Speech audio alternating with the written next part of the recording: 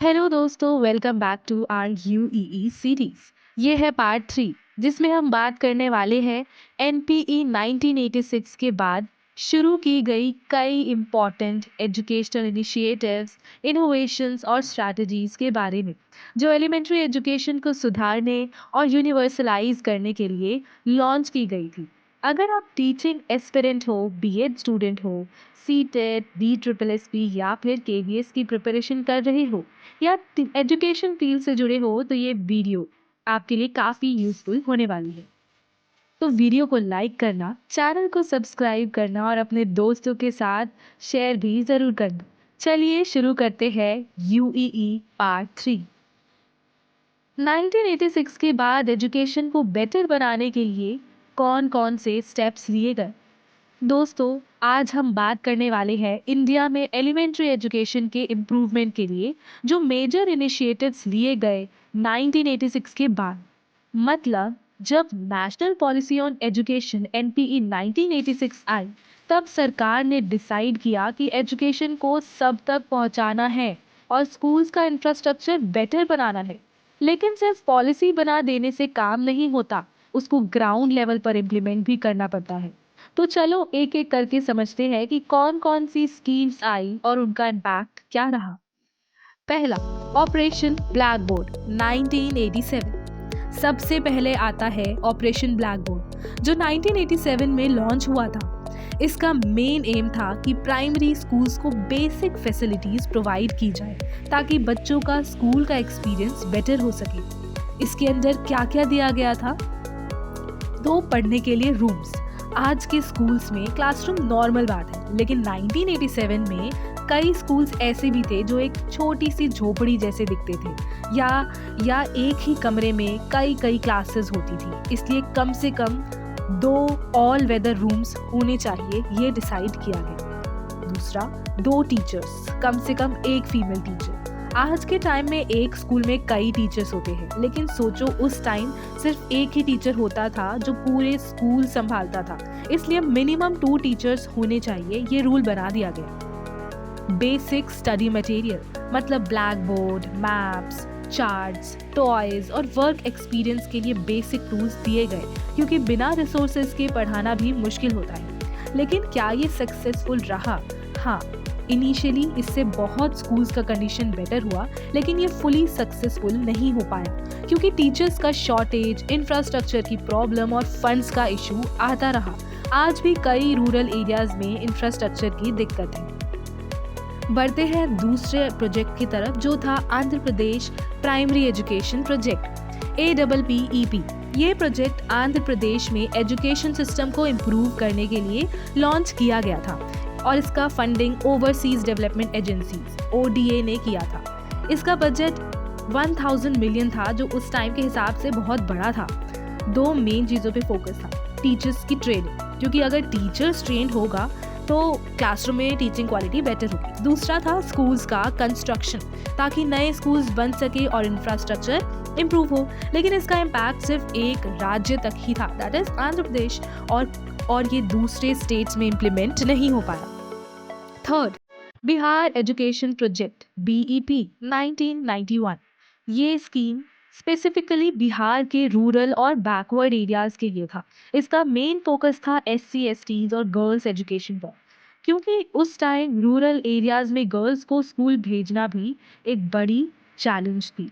इसमें participatory planning का concept आया, मतलब लोगों को खुद अपने एरिया के एजुकेशन डेवलपमेंट में इन्वॉल्व किया गया।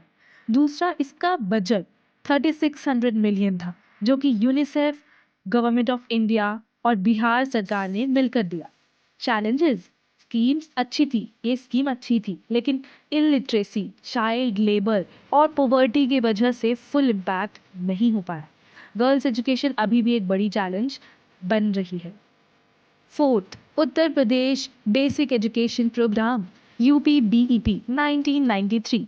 यूपी में प्राइमरी एजुकेशन को इम्प्रूव करने के लिए वर्ल्ड बैंक ने फंड दिया था। बजट था 7288 मिलियन, जो कि 7 साल के लिए था। मेजर फोकस किस पे था? स्कूल्स और ब्लॉक रिसोर्स सेंटर BRCs का कंस्ट्रक्शन। दूसरा, फोकस था टीचर्स की ट्रेनिंग पर, टीचिंग मटेरियल्स की इम्प्रूवमेंट पर। चैलेंजेस, यूपी एक बड़ा राज्य है तो स्कूल्स बनाने और टीचर्स ट्रेन करने में स्लो प्रोग्रेस हुई, पूरी तरह से सक्सेस नहीं मिल पाई।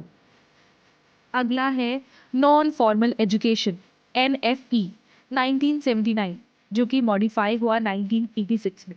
अब बात करते हैं उन बच्चों की जो स्कूल नहीं जा सकते, जैसे वर्किंग चिल्ड्रन, अर्बन स्लम के बच्चे, या जो एरियाज में या जिन एरियाज में स्कूल्स नहीं है। इनिशियली ये सिर्फ 10 पिछड़े राज्यों तक लिमिटेड था, AP, Assam, Bihar, MP, Rajasthan, ETC। 1986 में इसको मॉडिफाई किया गया और अर्बन स्लम्स और ट्राइबल एरियाज के बच्चों को भी इंक्लूड किया गया। लेकिन प्रॉब्लम क्या थी? पहली प्रॉब्लम थी लो इन्वेस्टमेंट, मात्र फंडिंग से एजुकेशन नहीं बढ़ता। दूसरा, पुअर टीचर ट्रेनिंग, टीचर्स को प्रॉपर ट्रेन नहीं किया गया। इरेगुलरिटी, NFE के टीचर्स और स्टूडेंट्स दोनों इरेगुलर थे, इसलिए 2001 में इसको मॉडिफाई करके एजुकेशन गारंटी स्कीम EGS और अल्टरनेटिव इनोवेटिव एजुकेशन AEI बनाया गया। 6 है education guarantee scheme and alternative innovative education AIE 2001। ये स्कीम 2001 में आई और इसका focus out of school children पर था। जो जगह या जिस जगह स्कूल नहीं है वहाँ नए स्कूल्स खोलें। दूसरा, माइग्रेंट वर्कर्स के बच्चों के लिए सीजनल हॉस्टल्स। तीसरा, स्ट्रीट चिल्ड्रन के लिए ड्रॉप इन सेंटर्स। चौथा, जो बच्चे स्कूल छोड़ चुके हैं उनको वापस स्कूल लाने के लिए ब्रिज कोर्सेज। एंड आखिरी, फॉर्मल और नॉन फॉर्मल एजुकेशन के बीच एक लिंक क्रिएट करें। ये स्कीम आगे जाके सर्व शिक्षा अभियान SSA का पार्ट बन गई, जो 2001 में यूनिवर्सल एलिमेंट्री एजुकेशन के लिए लॉन्च की गई थी। अगले स्कीम की तरफ बढ़ते हैं, जो है मिड डे मील स्कीम 1995।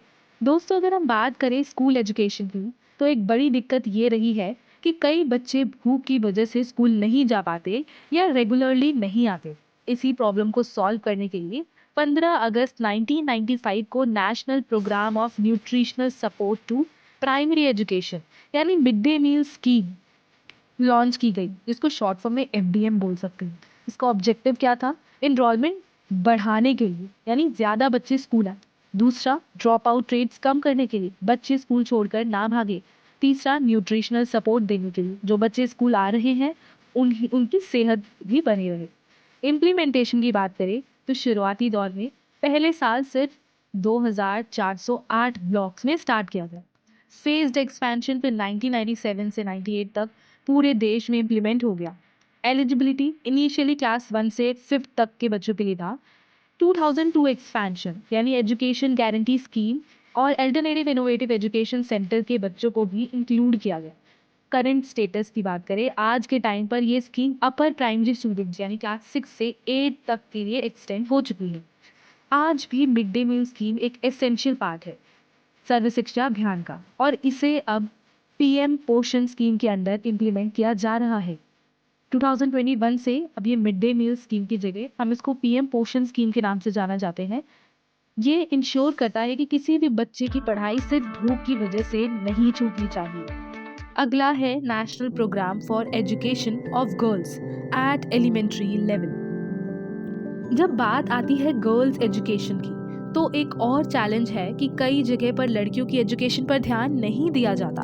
इस वजह से 2003 में national programme for education of girls at elementary level NPEGEL launch किया गया। ऑब्जेक्टिव था, पहला, लड़कियों का स्कूल जाना इंश्योर करना। दूसरा, ड्रॉप आउट रेट कम करना।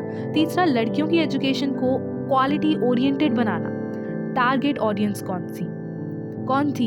एजुकेशनली बैकवर्ड ब्लॉक्स, जहां फीमेल लिटरेसी नेशनल एवरेज से कम है और जेंडर गैप ज्यादा है। दूसरा टारगेट ऑडियंस थी SC/ST के डोमिनेटेड एरियाज, जहां SC/ST फीमेल लिटरेसी 10% से भी कम है। अर्बन स्लम्स, जहां मार्जिनलाइज्ड कम्युनिटीज के बच्चे रह रहे हैं। इम्प्लीमेंटेशन की बात करें तो आउट ऑफ स्कूल गर्ल्स या ड्रॉप आउट्स को वापस स्कूल लाने के लिए स्पेशल स्कूल्स और रिसोर्सेज प्रोवाइड किया जाता है। Teaching learning materials, series, films बनाए जाते हैं जो गर्ल्स एजुकेशन के लिए रेलेवेंट हो। जेंडर सेंसिटिव अप्रोच को प्रमोट करना है यहाँ पे। Why is this still relevant? आज भी रूरल और अर्बन एरियाज में गर्ल्स एजुकेशन एक मेजर इशू है, इसलिए इसको बेटी बचाओ बेटी पढ़ाओ जैसे कैंपेन्स के साथ इंटीग्रेट किया जा रहा है। अगला है कस्तूरबा गांधी बालिका विद्यालय KGBV 2004। अगर कोई लड़की पुअर या मार्जिनलाइज्ड कम्युनिटी से आती है और उसके पास पढ़ने के लिए स्कूल का एक्सेस नहीं है तो उसके लिए गवर्नमेंट ने कस्तूरबा गांधी बालिका विद्यालय लॉन्च किया है। ऑब्जेक्टिव क्या है? रेसिडेंशियल स्कूलिंग फैसिलिटीज देना ताकि उन लड़कियों को पढ़ने का मौका मिले जो नहीं पढ़ पा रही है। SC, ST, OBC, मुस्लिम माइनॉरिटी और जितनी भी मार्जिनलाइज्ड गर्ल्स को एजुकेशन प्रोवाइड करना है।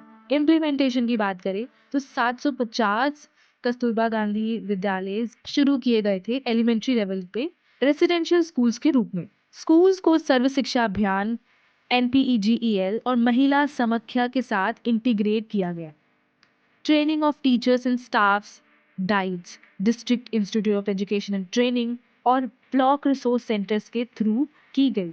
प्रेजेंट डे कनेक्शन की बात करें तो आज भी NEP 2020 के अंदर कस्तूरबा गांधी बाल विद्यालय एक्सपैंड हो रहा है ताकि ज़्यादा से ज़्यादा रूरल और डिप्राइव्ड गर्ल्स को एजुकेशन का एक्सेस मिल सके।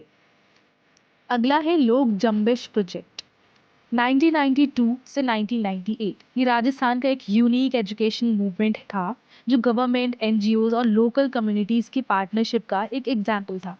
ऑब्जेक्टिव था कम्युनिटी पार्टिसिपेशन को प्रमोट करना, डिसेंट्रलाइज्ड एजुकेशन सिस्टम बनाकर हर गांव तक एजुकेशन का एक्सेस पहुंचाना, क्वालिटी एजुकेशन इंश्योर करना।